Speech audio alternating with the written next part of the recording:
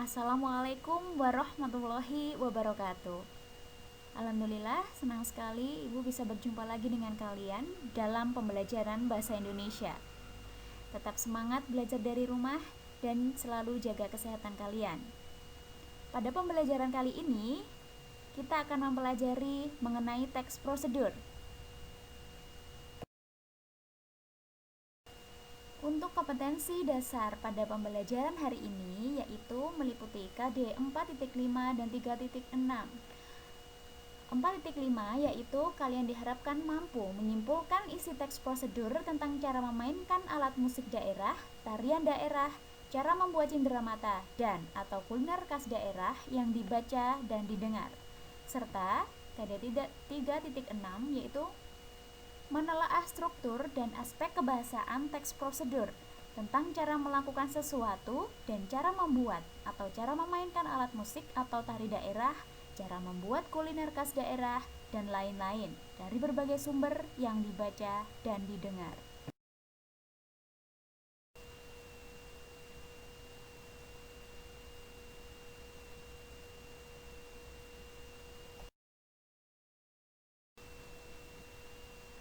Pertama-tama, kita akan belajar mengenai cara menyimpulkan isi teks prosedur.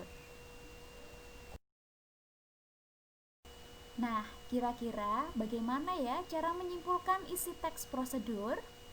Sebelumnya, apakah kalian sudah memahami tentang apa yang dimaksud dengan menyimpulkan? Baik, simak baik-baik ya. Menyimpulkan teks prosedur adalah kegiatan merangkai gagasan-gagasan pokok pembicaraan dari uraian panjang teks menjadi ringkasan yang runtut dan mudah dipahami. Nah, itu adalah definisi dari menyimpulkan. Cara menyimpulkan isi teks prosedur dibagi menjadi 3 langkah. Langkah yang pertama yaitu dengan membaca teks. Bacalah teks secara keseluruhan dan pahami teks tersebut dengan baik. Nah, untuk menyimpulkan, kalian diharuskan untuk membaca teks secara keseluruhan. Hal ini tentunya bertujuan agar nantinya informasi yang akan kalian peroleh adalah informasi yang utuh, tidak terpotong-potong. Untuk langkah yang kedua, yaitu dengan mencatat informasi-informasi penting. Tujuan mencatat informasi penting berguna untuk membuat kesimpulan dari sebuah teks prosedur sehingga dapat dikembangkan dengan bahasa sendiri. Nah, langkah yang terakhir setelah mencatat informasi-informasi penting yaitu dengan membuat kesimpulan. Kesimpulan adalah intisari dari sebuah teks atau langkah. Selanjutnya, kita bisa menuliskan ringkasan urutan langkah-langkah teks dengan bahasamu sendiri. Nah, setelah kalian melalui 3 tahap ini, nantinya langkah yang terakhir adalah kalian diharapkan mampu membuat kesimpulan dengan menggunakan bahasa kalian sendiri ya. Jadi bukan lagi menggunakan bahasa yang ada di dalam teks.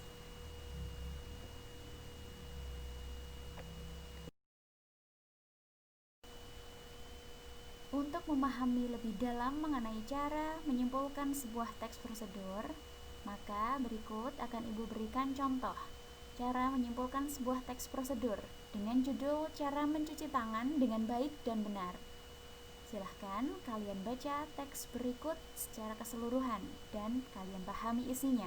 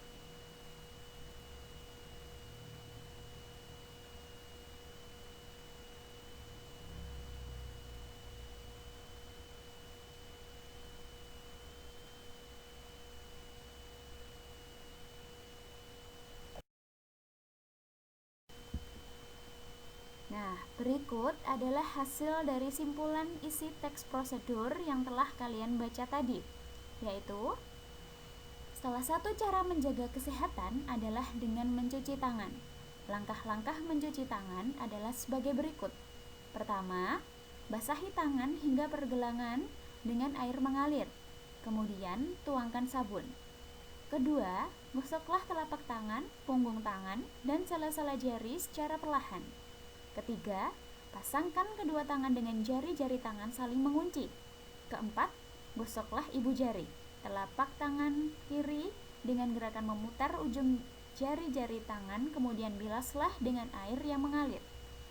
Dan terakhir, keringkan dengan handuk atau tisu. Gunakan handuk atau tisu tersebut untuk menutupi keran hingga air berhenti mengalir. Dan berikut adalah contoh hasil simpulan saran teks prosedur. Simpulan saran dari teks tersebut adalah menjaga kesehatan dapat dimulai dari mencuci tangan, sehingga berbagai penyakit bisa kita hindari. Bukti dari simpulan saran tersebut kita dapatkan dari teks, yaitu supaya tangan benar-benar bersih, gosoklah bagian tangan secara perlahan dengan gerakan memutar dan lakukan secara bergantian. Kedua, mari kita pelajari mengenai struktur teks prosedur. Apa saja struktur teks prosedur? Mari kita simak penjelasan berikut. Struktur teks prosedur dibagi menjadi dua, yaitu struktur teks prosedur cara membuat sesuatu dan struktur teks prosedur melakukan pekerjaan. Untuk yang pertama, struktur teks prosedur cara membuat dibagi menjadi 4 bagian, meliputi tujuan, bahan dan alat, langkah-langkah, dan penutup. Tujuan berisi tujuan dari pembuatan teks prosedur atau hasil akhir yang akan dicapai. Bahan dan alat berisi informasi tentang alat atau bahan yang dibutuhkan. Langkah-langkah berisi cara-cara yang ditempuh untuk mencapai tujuan dan biasanya tidak dapat diubah urutannya. Penutup berisi penekanan pada keuntungan dan ucapan selamat, atau bagian penutup ini biasa disebut sebagai simpulan. Struktur teks prosedur yang kedua yaitu mengenai struktur teks prosedur cara melakukan pekerjaan. Pada bagian ini dibagi menjadi 3 bagian, yaitu meliputi tujuan, langkah-langkah, dan penutup. Untuk struktur teks prosedur cara melakukan pekerjaan tidak ada struktur alat dan bahan, jadi hanya meliputi 3 bagian ini. Untuk pengertian atau isi dari tujuan, langkah-langkah, dan penutup sama dengan yang Ibu jelaskan pada halaman sebelum ini.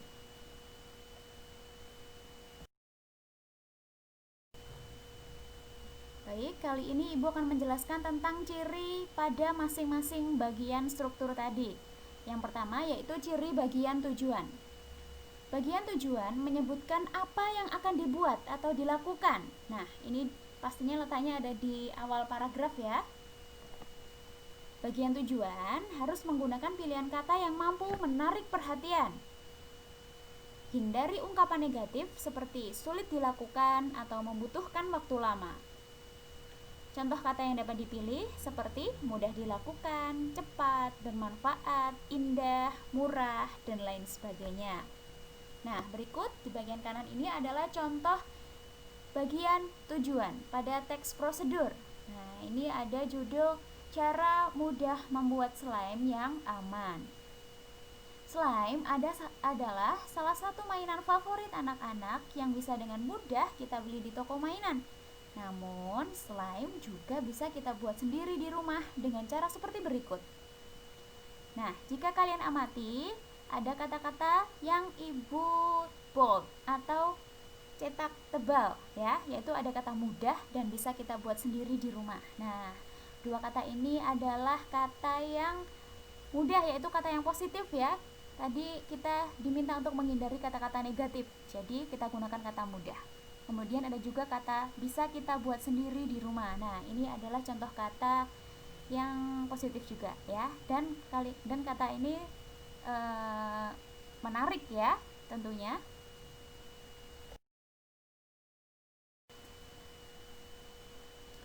Yang kedua, ciri bagian alat dan bahan. Dalam teks prosedur membuat sesuatu diperlukan alat dan bahan. Alat dan bahan harus dirinci sampai ukuran yang akurat untuk menghasilkan produk yang baik. Karena tujuan akhir dari membuat sebuah teks prosedur adalah untuk memudahkan pembaca untuk mencapai tujuan itu, maka untuk menuliskan alat dan bahan, kalian harus menyertakan ukuran yang betul-betul akurat. Dan berikut adalah contoh alat dan bahan untuk membuat slime yang aman. Tadi ya, alat dan bahan yang dibutuhkan adalah 1 botol slime activator yang bisa didapat di toko-toko terdekat, 1 botol Kasen baby oil, pewarna makanan secukupnya atau warna disesuaikan dengan selera, 1 botol lempo final, dan terakhir yang kalian butuhkan adalah sendok dan piring. Ketiga, yaitu ciri bagian langkah-langkah. Langkah-langkah berisi tahap-tahap kegiatan atau urutan kronologis. Bentuk langkah-langkah dibagi menjadi 2, yaitu uraian paragraf yang menggunakan kata pertama, bla bla bla, kedua, bla bla bla, ketiga, dan lain sebagainya, atau dan seterusnya. Atau bisa juga langkah-langkah ini disusun ke bawah, disusun dengan urutan ke bawah ya. Menggunakan kata hubung yang menyatakan waktu, tujuan, dan urutan. Kata hubung yang menyatakan waktu itu biasanya kemudian, selanjutnya, setelah itu. Nah, kalau tujuan itu biasanya menggunakan kata hubung untuk, supaya, agar. Nah, kalau urutan biasanya seperti kata hubung pertama, kedua, selanjutnya, dan lain sebagainya. Pada bagian langkah-langkah juga menggunakan kalimat perintah, saran, dan larangan. Nanti lebih jelas akan Ibu jelaskan pada bagian kebahasaan teks prosedur. Berikut adalah contoh langkah-langkah cara membuat slime yang aman. Yang pertama, campurkan lempo final dengan pewarna makanan dalam piring hingga warna merata. 2. Setelah tercampur dengan merata, tambahkan slime activator dengan cara menuangkannya sedikit demi sedikit sambil diaduk hingga campuran membentuk gel dan tidak lengket di piring. Kemudian, tambahkan Kasen baby oil agar slime tidak lengket di tangan. Slime siap digunakan untuk bermain. Nah, jika kalian amati, ada penanda seperti kata hubung yang menyatakan waktu. Setelah itu ya, kemudian ada tujuan. Ada juga penggunaan kata hubung yang menyatakan urutan. Ada juga kalimat perintah di dalam teks tersebut. Ada saran dan larangan juga.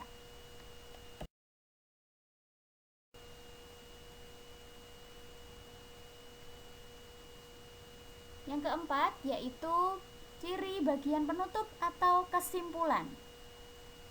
Penutup atau kesimpulan berisi pengulangan kembali hal-hal pokok yang disebutkan dalam pendahuluan dengan kata yang lain atau sinonimnya. Dapat juga diisi dengan motivasi orang untuk melakukan atau ucapan selamat menikmati keindahan, kenyamanan, kelezatan dari hasil kegiatan yang telah dilakukan. Berikut adalah contoh dari penutup dari kegiatan membuat slime tadi ya. Contoh penutupnya yaitu tidak serumit yang kita bayangkan ya, ternyata membuat slime cukup mudah dan tidak membutuhkan banyak bahan. Selamat mencoba di rumah. Nah, di sini ada kata selamat ya. Ada kata motivasi juga. Ketiga, yaitu mengenai ciri-ciri kebahasaan teks prosedur. Apa saja ciri-ciri kebahasaan teks prosedur? Mari kita simak bersama penjelasan berikut.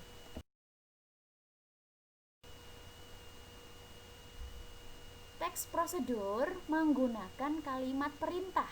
Apa itu kalimat perintah? Ciri kalimat perintah yaitu intonasi pada bagian tengah meninggi atau naik. Diakhiri tanda baca seru, menggunakan pola inversi atau didahului predikat, jadi dibalik. Kalau biasanya urutan kalimat itu subjek, predikat, dan biasanya objek atau keterangan, maka pada kalimat perintah polanya menjadi dibalik. Kalimat inversi didahului dengan predikat, kemudian subjek. Ciri yang keempat yaitu menggunakan partikel lah, kan, dan i. Taburkanlah, tambahkan, bumbui. Nah, itu ya contoh-contohnya. Untuk lebih jelasnya, perhatikan contoh berikut. Contoh kalimat dengan menggunakan partikel lah. Bungkuslah adonan dengan kulit lumpia. Yang kedua, ada penggunaan kata partikel kan. Tambahkan 15 ml air ke adonan. Yang ketiga, ada kalimat perintah menggunakan partikel i. Lumuri daging dengan bumbu marinasi. Nah, ketiga contoh kalimat ini adalah contoh kalimat perintah. Intonasinya naik. Nah, ya. Selanjutnya, pada teks prosedur menggunakan kalimat pasif. Penggunaan bentuk pasif dalam teks prosedur biasanya untuk memberi saran tambahan atau pengingat supaya tidak terjadi kesalahan fatal atau membahayakan. Contoh kalimat pasif, batang bambu sebaiknya dipotong dengan hati-hati. Nah, kalau kalimat pasif penandanya menggunakan kata di itu ya. Dari memotong jadi dipotong. Nah, seperti itu. Selanjutnya, teks prosedur menggunakan kriteria batasan. Kalimat pada teks prosedur harus rinci dan jelas batasannya agar orang dapat melakukan sesuai dengan apa yang ditulis. Contoh, berikut adalah contoh kalimat yang tidak menggunakan batasan. Basahilah tangan. Nah, ini tidak ada batasannya. Kemudian yang betul yaitu basahilah tangan hingga pergelangan dengan air yang mengalir. Nah, ada kata hingga di sini. Berarti ini sebagai penanda bahwa kalimat itu telah menggunakan kriteria batasan. Selanjutnya, pada teks prosedur menggunakan kata keterangan. Kata keterangan yang pertama yaitu ada keterangan cara. Keterangan cara menggunakan penanda kata dengan atau secara. Contohnya pada kalimat yaitu aduk adonan dengan gerakan memutar searah jarum jam. Nah, ada kata dengan. Yang kedua, ada kalimat dengan menggunakan keterangan alat. Penanda keterangan alat yaitu menggunakan kata hubung dengan titik-titik, menggunakan titik-titik, atau dengan menggunakan titik-titik. Nah, contoh pada kalimat yaitu lukis kain dengan menggunakan canting. Hati-hati, pada contoh keterangan cara dan alat sama-sama penandanya yaitu menggunakan kata dengan, tapi fungsinya berbeda kalau kalian amati ya. Coba perhatikan lagi kalimatnya yang tadi. Nah, untuk yang ketiga yaitu menggunakan keterangan tujuan. Keterangan tujuan menggunakan penanda kata agar, supaya, dan untuk. Contoh pada kalimat yaitu tutup adonan dengan plastik agar adonan tidak mengeras. Selanjutnya ada penggunaan kata keterangan. Penggunaan kata keterangan yang keempat yaitu keterangan derajat atau kuantitas. Keterangan derajat atau kuantitas mencantumkan keterangan jumlah atau kuantitas pada kalimat yang disertai. Contohnya pada kalimat yaitu ulangi gerakan selama 2 kali. Nah, 2 kali ini menyatakan kuantitas ya, atau jumlah. Yang kelima yaitu adanya keterangan syarat. Keterangan syarat menggunakan penanda kata syarat jika. Contohnya pada kalimat yaitu jika api terlalu besar akan mudah gosong. Dan keenam, ada penggunaan kata keterangan akibat. Kata keterangan akibat menggunakan penanda kata hingga, akibatnya, sehingga, sampai, atau menjadi. Nah, ini menjadi penanda kata keterangan akibat. Contohnya pada kalimat yaitu uleni adonan hingga kalis. Selanjutnya yaitu adanya penggunaan kalimat saran. Penanda kata atau frase hubung yang digunakan adalah sebaiknya atau lebih baik. Contoh pada kalimat yaitu sebaiknya gunakan api sedang. Dan lebih baik bahan dikukus terlebih dahulu agar awet. Dan terakhir, adanya penggunaan kata penghubung, pelesapan, dan acuan. Nah, ini menjadi satu kesatuan ya. Pelesapan adalah penghilangan bagian tertentu yang sama dan sudah disebutkan sebelumnya. Bagian yang sama ini dapat berupa subjek, predikat, atau objeknya. Sehingga bagian yang sama disebutkan hanya sekali. Tujuannya adalah untuk menghemat kata atau kalimat karena adanya persamaan subjek, predikat, atau objek yang sudah dijelaskan pada kalimat sebelumnya.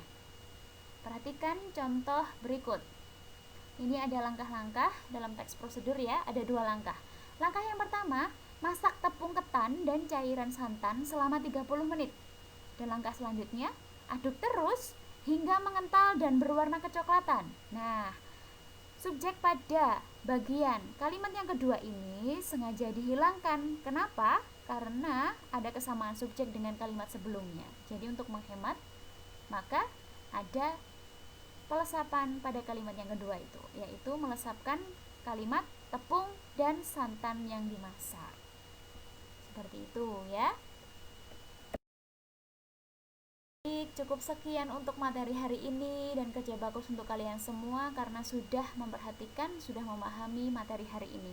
Kalian hebat. Bila ada materi yang belum kalian pahami, jangan ragu untuk menanyakannya pada guru kalian.